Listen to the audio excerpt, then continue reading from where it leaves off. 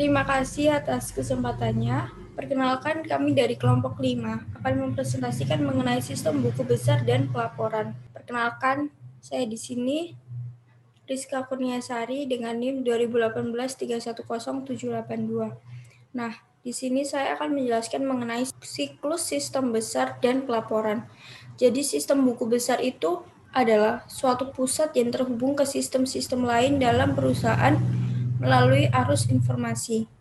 Nah, pada PPT ini sudah ada bagaimana siklus sistem buku besar tersebut. Nah, jadi sistem buku besar itu menaungi subsistem. Yang dimaksud dengan subsistem itu adalah siklus pendapatan, siklus pengeluaran, siklus produksi, dan human resource yang sudah dibahas pada kelompok 1 hingga kelompok 4 kemarin. Nah, jadi siklus pendapatan itu dia tugasnya untuk mengentry penjualan dan penerimaan kas. Lalu ada siklus pengeluaran, mengentry pembelian dan pengeluaran kas. Selanjutnya ada siklus produksi, yaitu mengentry harga pokok produksi, dan human resource, yaitu mengentry biaya upah dan gaji. Nah, selanjutnya ada bendahara. Jadi bendahara di sini itu tugasnya untuk mengentry jurnal aktivitas investasi dan aktivitas pendanaan. Nah, ketika bendahara sudah mengentry jurnal aktivitas investasi dan aktivitas pendanaan tersebut, kontrolir menginput jurnal penyesuaian jika ada yang perlu disesuaikan. Lalu setelah jurnal penyesuaian dibuat, setelah itu Direktur Anggaran menginput nomor anggaran ke buku besar sebagai syarat anggaran terrealisasi. Maka dari situ terbentuklah buku besar. Nah, buku besar informasi dari buku besar tersebut itu akan dilaporkan atau diinformasikan kepada bendahara, kepada pihak eksternal, kepada manajer, dan kepada kontrolir. Nah, pada slide selanjutnya di sini tuh menggambarkan diagram sistem buku besar dan pelaporan. Jadi buku besar itu harus diperbarui setiap ada transaksi. Nah, di sini tuh ada subsistem akuntansi dan bendahara. Mereka akan melakukan entry jurnal ke buku besar. Setelah buku besar diperbarui, akan dikirim ke voucher jurnal. Di voucher jurnal itu akan dihistorikan file-file entry jurnal dari subsistem akuntansi dan bendahara. Maka terupdate-lah buku besar tersebut. Nah, di sini kontrolir juga memasukkan jurnal penyesuaian jika ada, lalu dikirim ke voucher jurnal.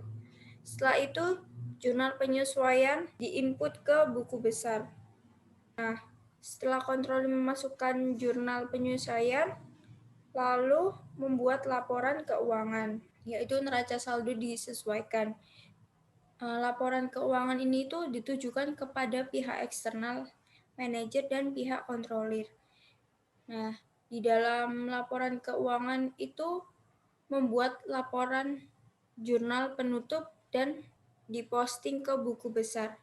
Dari buku besar tersebut menghasilkan laporan manajerial. Nah, dari laporan manajerial itu menghasilkan budget dan report ke manajer. Selanjutnya ada ancaman dan pengendalian. Jadi, yang pertama itu ancaman dan pengendalian ini tuh membahas masalah umum di seluruh siklus buku besar dan pelaporan. Yang pertama ada data buku besar tidak valid yang menghasilkan data menyesatkan, yang membuat manajer keliru mengambil keputusan. Sama halnya seperti data yang tidak valid akan membuat kreditur, pemerintah, investor keliru dalam mengambil keputusan. Nah, cara pengendalian itu ada dua. Yang pertama, kontrol integritas pemrosesan data. Jadi, dia itu ketika bendahara dan kontrol menginput data langsung. Nah, yang kedua ada pembatasan akses ke buku besar. Jadi, yang bisa akses ke buku besar itu hanya karyawan saja. Nah, yang kedua ada ancaman pengungkapan laporan keuangan yang tidak sah. Pengendaliannya mereview dari semua perubahan pada data buku besar karena ada akses. Jadi, produsen pengendalian terbaik memintakan pengaman fisik guna akses buku besar.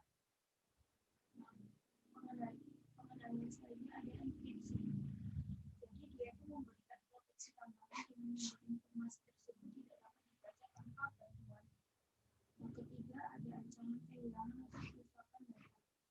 Di sini pengendaliannya ada prosedur backup dan pemulihan data.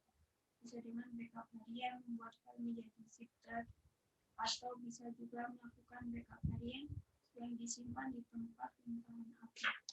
Assalamualaikum warahmatullahi wabarakatuh. Sebelumnya terima kasih atas kesempatannya.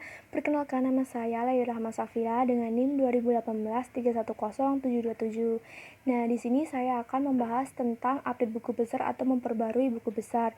Ini merupakan langkah pertama dari sistem buku besar. Nah, untuk melakukan update buku besar ini terdapat dua sumber, yaitu yang pertama subsistem akuntansi, yaitu sebuah entry jurnal yang digunakan untuk memperbarui buku besar. Lalu yang kedua adalah bendahara. Nah, bendahara ini menyediakan informasi bagi entry jurnal untuk memperbarui buku besar terkait transaksi yang tidak rutin terjadi seperti penerbitan utang, penarikan utang, pembelian atau penjualan sekuritas investasi, atau akuisisi saham, dan lain sebagainya. Nah, untuk slide selanjutnya yaitu ancaman dan pengendalian dalam mengupdate buku besar.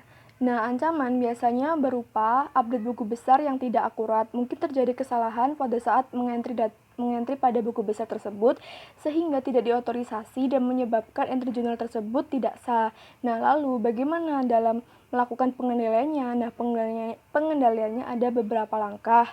Nah, yang pertama adalah pengecekan validitas. Nah, pengecekan ini dilakukan untuk memastikan bahwa akun-akun dalam buku besar ada untuk setiap nomor akun yang dijadikan referensi dalam entry jurnal. Lalu yang kedua ada pengecekan format. Nah, untuk memastikan bahwa jumlah field dalam entry jurnal hanya berisi data numerik. Lalu selanjutnya adalah pengecekan saldo nol untuk memverifikasi bahwa dalam sebuah entry jurnal total antara debit dan total antara kreditnya sama. Lalu ada pengecekan kelengkapan. Nah, untuk memastikan bahwa seluruh data yang terkait telah dimasukkan, terutama sumber jurnal entry. Nah, untuk selanjutnya ada verifikasi close loop untuk mencocokkan nomor akun dan dengan deskripsi akun untuk memastikan bahwa akun buku besar yang sedang diakses itu benar. Lalu yang terakhir ada pengecekan tanda saldo. Nah, pengecekan tanda saldo digunakan untuk memverifikasi bahwa saldo berada pada posisi yang tepat, yaitu antara debit dan kreditnya setelah terjadi pembaruan buku besar. Nah, untuk slide selanjutnya yaitu posting jurnal penyesuaian. Posting jurnal penyesuaian merupakan langkah kedua dari sistem buku besar. Nah, untuk melakukan posting jurnal penyesuaian ada 5 kategori dasar. Yang pertama adalah akrual. Nah, akrual adalah entry yang dibuat pada akhir periode akuntansi yang menggambarkan transaksi yang terjadi tetapi kasnya belum diterima atau dikeluarkan. Contohnya seperti upah yang belum dibayarkan. Lalu yang kedua adalah penangguhan. Penangguhan adalah entry yang dibuat pada akhir periode akuntansi yang menggambarkan penerimaan kas sebelum pekerjaan terkait transaksi dilaksanakan. Contohnya seperti pendapatan diterima di muka atau pembayaran sewa yang dilakukan di muka. Lalu yang ketiga adalah estimasi. Nah, estimasi adalah entry yang menunjukkan sebagian biaya yang diharapkan terjadi selama sejumlah periode akuntansi. Contohnya seperti depresiasi dan beban utang tak tertagih. Lalu yang keempat adalah revaluasi. Revaluasi adalah entry yang dibuat untuk menggambarkan selisih antara nilai aktual dan nilai yang tercatat dari suatu aset atau perubahan dalam prinsip akuntansi. Lalu yang kelima adalah koreksi. Koreksi adalah entry yang dibuat untuk membalik pengaruh dari kesalahan yang ditemukan dalam buku besar.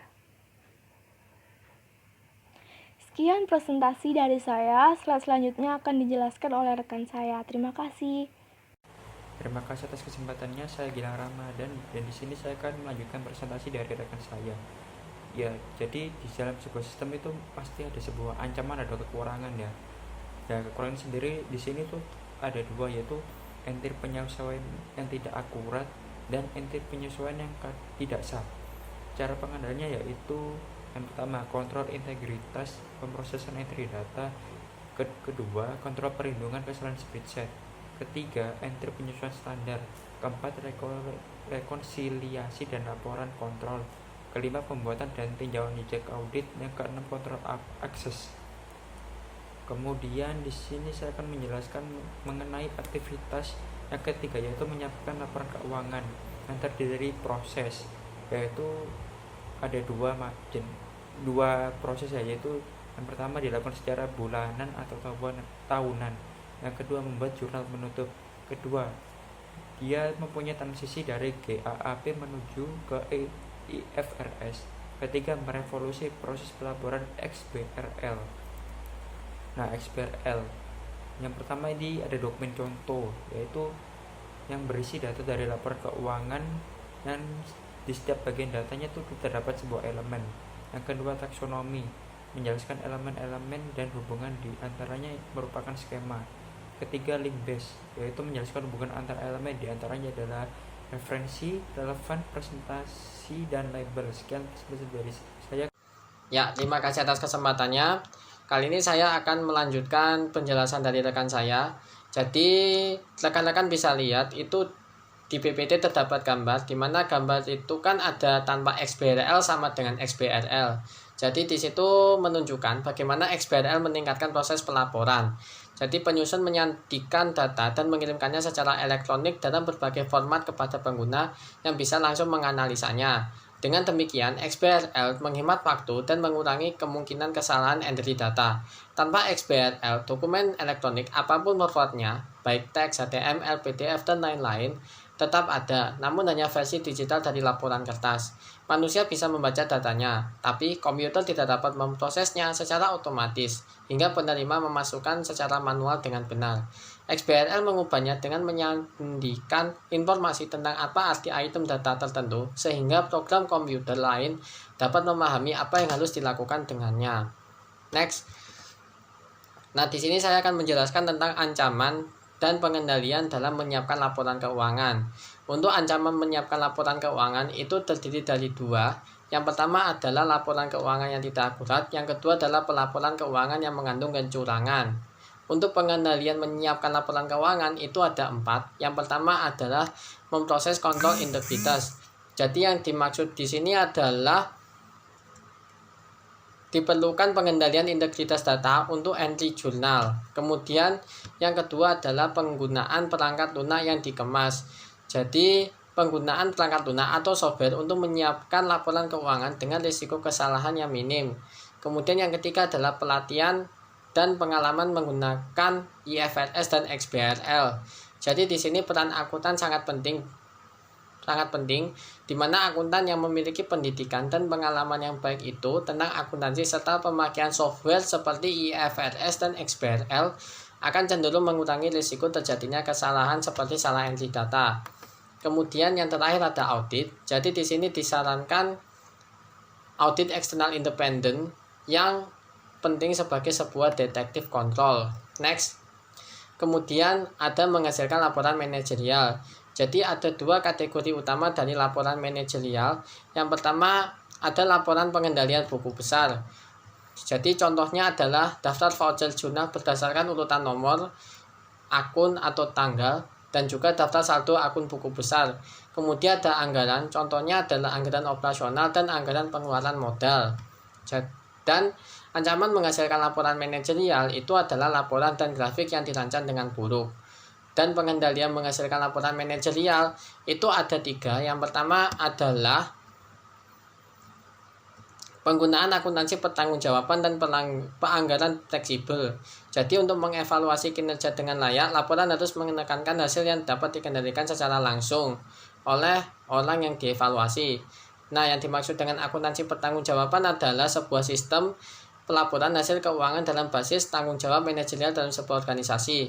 Anggaran fleksibel adalah sebuah anggaran yang jumlahnya tercantum dalam hal formulanya didasarkan pada tingkat aktivitas yang sesungguhnya. Kemudian ada balance scorecard yang nanti saya jelaskan. Kemudian yang ketiga ada prinsip-prinsip desain grafik yang tepat. Jadi grafik yang didesain dengan baik mempermudah proses identifikasi serta pemahaman tren dan hubungan.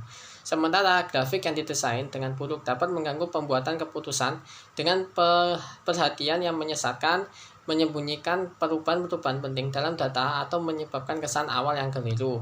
Next. Nah, jadi di sini saya akan menjelaskan tentang balance scorecard.